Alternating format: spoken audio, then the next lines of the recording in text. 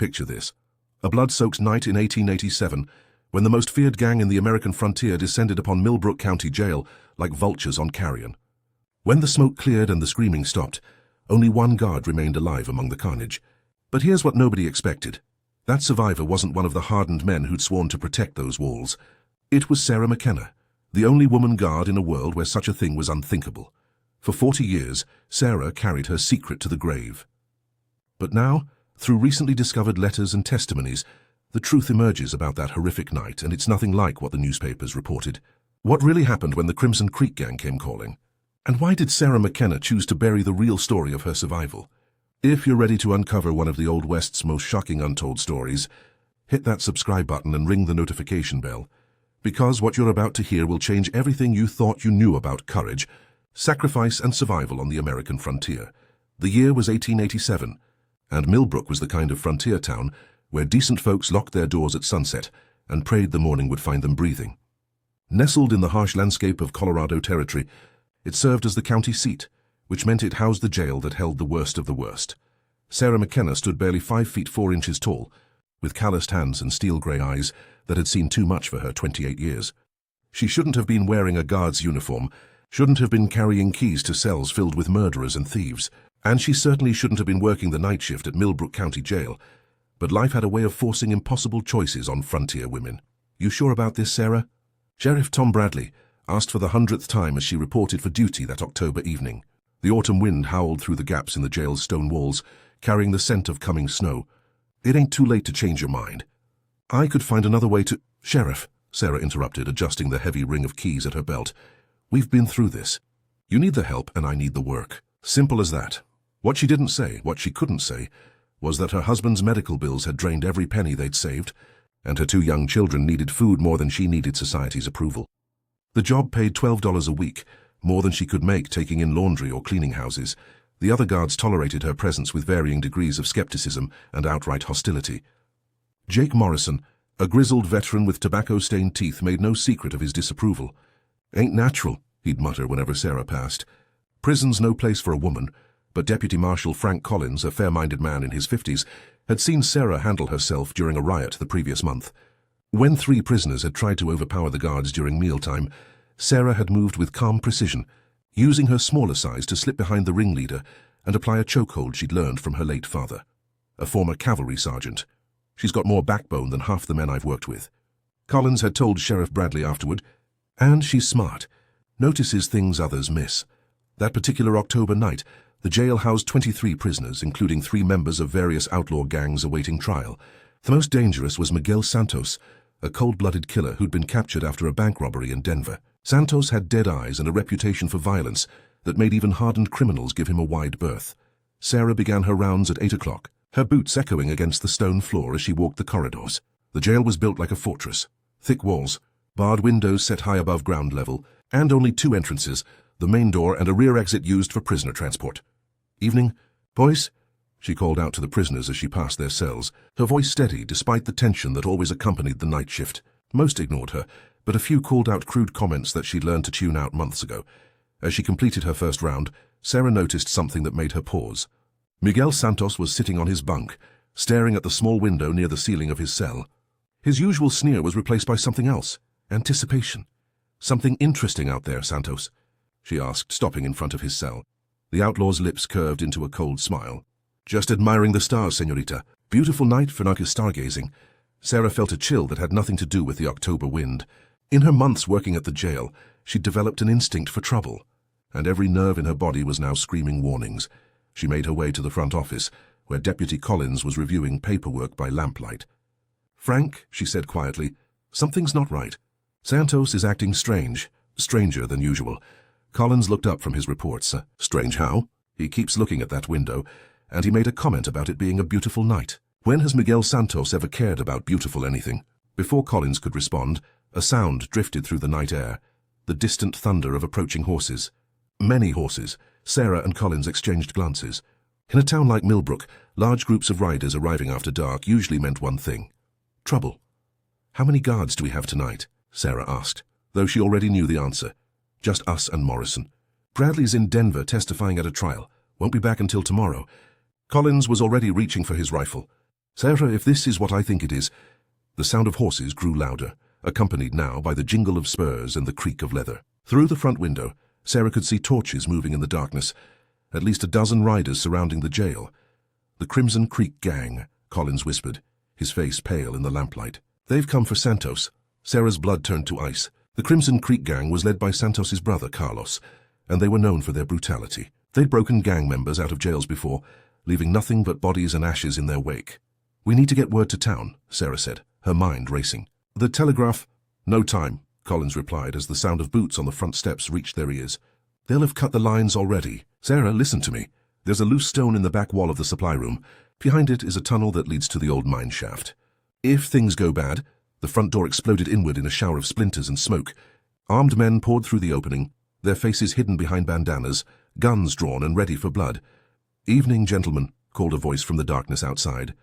Carlos Santos stepped into the lamplight, his silver spurs catching the glow.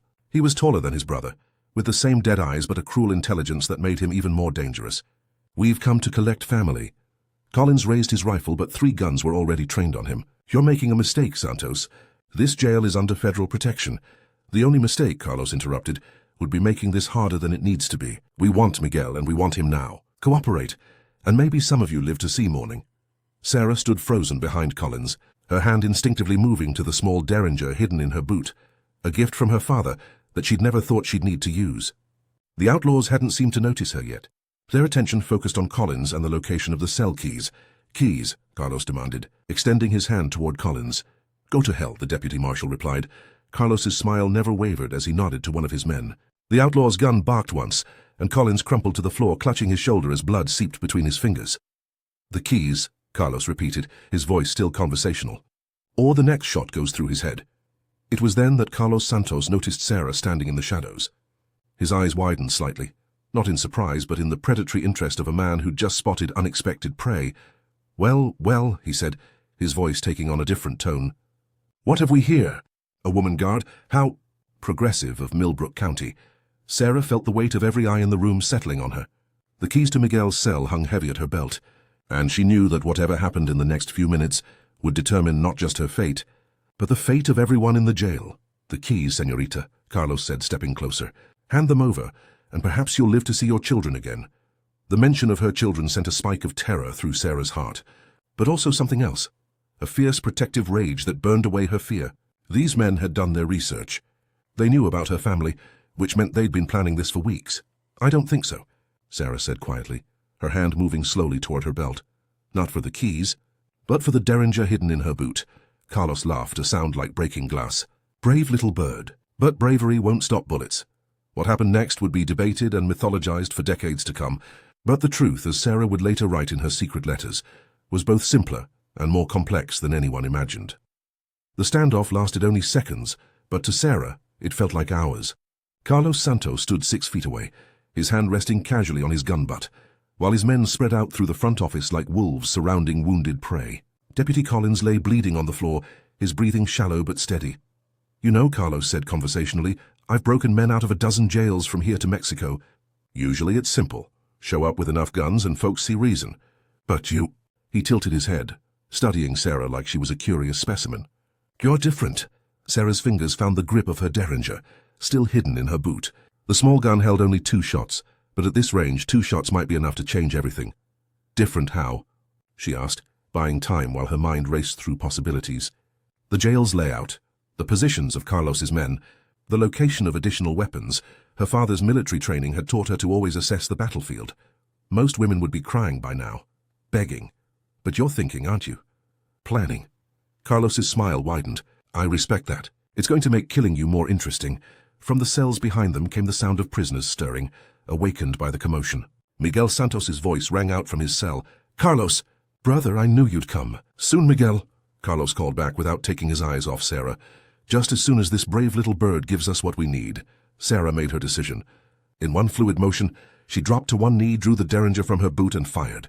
The small gun cracked like a whip, and Carlos Santos stumbled backward, clutching his right shoulder. Kill her! Carlos roared, but Sarah was already moving. She dove behind the heavy wooden desk as gunfire erupted around her. Splinters exploded from the desktop, and the oil lamp shattered, plunging the room into near darkness. In the chaos, Sarah heard Collins groan and saw him trying to crawl toward his fallen rifle. "Frank!" she called out. "The tunnel! Get to the tunnel!" But Collins was too badly wounded to move quickly, and Carlos's men were already advancing. Sarah fired her second and final shot, catching one of the outlaws in the leg and sending him crashing into a filing cabinet. "Enough!" Carlos bellowed, his voice cutting through the gunfire. "Take her alive. We need those keys." Sarah's heart sank as rough hands grabbed her arms, hauling her to her feet. Her derringer was empty, and she was outnumbered 6-1. But as they dragged her toward the cells, she noticed something that gave her hope. In the confusion, Collins had managed to reach his rifle and was now crawling toward the back of the building.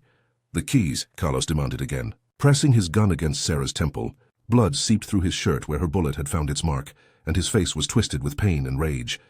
"They're not here," Sarah lied smoothly. "Sheriff Bradley took them with him to Denver. Standard procedure when he's away overnight." Carlos's eyes narrowed. "You're lying. Check for yourself," Sarah challenged. "Search the office. Search me if you want. You won't find keys to the individual cells because they don't exist."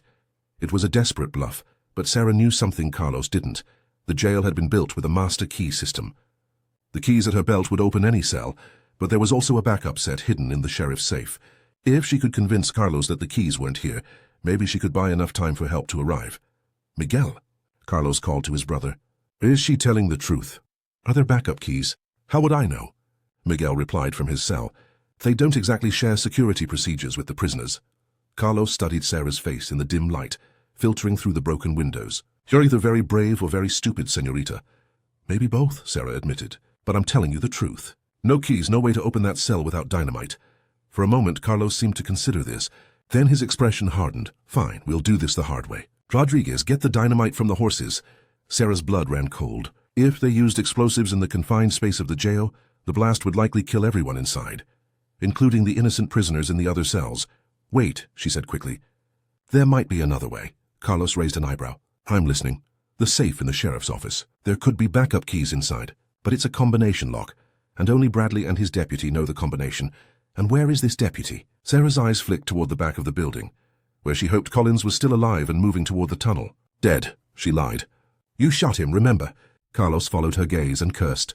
"Search the body," he ordered one of his men. "See if he's got the combination written down somewhere." As the outlaw moved toward where Collins had fallen, Sarah held her breath. If they found Collins alive, her deception would be exposed. But when the man returned, he shook his head. "Nothing, boss. And he's dead as a doornail." Sarah nearly sagged with relief. Collins had made it to the tunnel. "Then we use dynamite," Carlos decided. "Rodriguez." "Boss," interrupted another gang member. "If we blow the cell, we might bring down half the building. Miguel could be killed in the blast." Carlos paused, clearly torn between his desire for revenge and his need to rescue his brother alive. It was then that Sarah played her final card. "There is one other option," she said quietly. "What?" "The morning shift arrives at 6. Sheriff Bradley's deputy, Tom Morrison, has the combination to the safe. If you wait until then, and give the whole territory time to organize a posse." Carlos laughed harshly. "I don't think so. Then you'll have to choose," Sarah said with more confidence than she felt. "Risk killing your brother with dynamite or find another way." The standoff stretched on as Carlos weighed his options. Outside, the wind continued to howl, and Sarah could hear the nervous whinnying of horses. The gang's mounts were getting restless, which meant they'd been here longer than planned. Finally, Carlos made his decision. "We wait until dawn, but not here." He grabbed Sarah's arm roughly. "You're coming with us, señorita. Insurance in case your story about the keys turns out to be another lie." As they prepared to leave, Sarah caught sight of something that made her heart race. A thin trail of smoke rising from the back of the building. Collins had made it to the tunnel, and if she was right about his destination, help might already be on the way, but first, she had to survive the night. Carlos Santos and his gang didn't go far, just to an abandoned mine shaft about a mile from town, where they'd apparently been camped for days while planning their assault. The hideout was well chosen, hidden from the main road with multiple escape routes, and a clear view of anyone approaching from Millbrook. Sarah found herself tied to a wooden post inside the mine's entrance, her hands bound behind her back with rough rope that bit into her wrists. The outlaws had built a small fire, and in its flickering light, she could see the full extent of the gang that had attacked the jail. There were 8 men in total, not counting Carlos and Miguel, who was still locked in his cell. They were a hard-looking bunch, the kind of men who'd chosen violence as a way of life and had the scars to prove it. But as Sarah observed them throughout the long night, she began to notice things that might prove useful. Rodriguez, the man Carlos had sent for dynamite, favored his left leg, probably an old injury that slowed him down. The youngest member of the gang, a boy who couldn't be more than 17, kept glancing nervously toward the mine entrance as if expecting trouble. And most importantly, Carlos himself was losing blood from the shoulder wound Sarah had given him. Though he was trying to hide his weakness from his men. "You're tougher than you look, Señorita," Carlos said, settling down across the fire from her. He'd wrapped his shoulder with a torn shirt, but the makeshift bandage was already soaked through. "Most people would have given up those keys by now. Most people don't have children depending on them," Sarah replied. Carlos studied her face in the firelight. "Tell me about them." "Your children," Sarah hesitated. Every instinct told her not to give this man any more information about her family, but she also sensed an opportunity. If she could humanize herself in his eyes, maybe she could find a way to survive until help arrived. "A boy and a girl," she said finally. "Tommy's 8 and Mary's 6. Their father died last year, consumption. I'm all they have left. And yet you chose to work in a jail full of dangerous men. Interesting choice for a widow with young children." "Sometimes we don't get to choose," Sarah said. "We just do what we have to do." Carlos nodded slowly. "See, this I understand. You think I chose this life? To be hunted like an animal, never staying in one place more than a few days." He gestured toward his men. "We are all here because the world gave us no other options." "There are always other options," Sarah said quietly. "You just have to be brave enough to take them." Carlos laughed, but there was no humor in it. "Brave? You think I'm not brave? I've faced down sheriffs, marshals, even the army. I've been shot, stabbed, and left for dead more times than I can count." "That's not bravery," Sarah said. "That's just stubbornness. Bravery is doing the right thing even when it's hard, even when it costs you everything." The outlaw leader fell silent, staring into the fire. Around them, his men were settling in for the night, taking turns on watch. Sarah noticed that they were all exhausted, probably from days of hard riding and planning. If help was coming, tired men would be easier to overcome. As the hours passed, Sarah found herself thinking about Deputy Collins. Had he made it through the tunnel? The old mine shaft it connected to was about 2 miles from town, but Collins was wounded and would be moving slowly. Even if he reached help, it would take time to organize a rescue. She also thought about her children asleep in their beds at her sister's house. They didn't know their mother was in danger, didn't know that she might not come home. The thought of leaving them orphaned gave Sarah strength she didn't know she possessed. "Carlos," she said during one of the quiet moments when most of the gang was dozing, "what happens after you get Miguel out? Where will you go?" "Mexico," he replied without hesitation. "We have friends there. People who understand that sometimes a man has to take what he needs to survive, and you'll keep running for the rest of your life, never staying anywhere long enough to call it home." Carlos's jaw tightened. "Home is a luxury for people like you, señorita. People who can work honest jobs and sleep in the same bed every night. For people like me, home is wherever we can stay alive another day." Sarah sensed pain beneath his words, old wounds that went deeper than the bullet she'd put in his shoulder. "It doesn't have to be that way. You could surrender, serve your time, start over somewhere new, and spend the next 20 years in prison? No, thank you. Better than spending the next 20 years looking over your shoulder." Carlos stood abruptly, wincing as the movement aggravated his wound. "Enough talk. Try to get some sleep, señorita. Tomorrow will be a long day." But sleep was the last thing on Sarah's mind. As the fire burned lower and the outlaws settled into their bedrolls, she began working on the ropes binding her wrists. The knots were tight, but the rope was old and rough. If she could find a sharp edge, a protruding nail or piece of broken stone, she might be able to fray it enough to break free. Hours passed as Sarah worked in silence, her fingers growing numb from the cold and the restricted blood flow. Just when she was beginning to despair, she felt the rope give slightly. One of the strands had parted. It was then that she heard it, the distant sound of horses approaching at a gallop. Multiple horses moving fast through the night. Carlos heard it too. He was on his feet instantly, his gun drawn, shaking his men awake. "Company coming," he hissed. "Rodriguez, take 3 men and circle around behind them. The rest of you, positions." Sarah's heart raced. Collins had made it through. Help was coming, but as the sound of hoofbeats grew closer, Sarah realized something that chilled her blood. There were too many horses, more than a small rescue party would need. And they were approaching from multiple directions, which meant, "It's a trap," she whispered. Carlos heard her and spun around, his eyes wild. "What did you say?" "The tunnel," Sarah said, thinking quickly. "Collins didn't just escape to get help. He went to warn them about your camp. They've surrounded you." The color drained from Carlos's face as the truth hit him. In the distance, Sarah could hear men shouting orders, the jingle of spurs, the metallic click of rifles being cocked. "You knew," Carlos snarled, pointing his gun at Sarah's head. "You knew about the tunnel all along." "I knew Collins was a good man who wouldn't abandon his duty," Sarah replied. "Just like I know you're about to make the biggest mistake of your life." "And what mistake is that?" Sarah looked him straight in the eye. "Thinking that killing me will get you out of this alive." The sound of approaching horses was now thunderous, and Sarah could see torches moving through the darkness. Sheriff Bradley's voice boomed across the night. "Carlos Santos, you're surrounded. Release the hostage and surrender." Carlos's hand trembled as he kept the gun trained on Sarah. Around him, his men were taking defensive positions, but Sarah could see the fear in their eyes. They were outnumbered and outgunned, trapped in a mine shaft with nowhere to run. "Last chance, Carlos," Sarah said quietly. "Do the right thing." For a moment, the outlaw leader hesitated. Then his face hardened with desperate resolve. "If I'm going to die tonight," he said, "I'm taking you with me."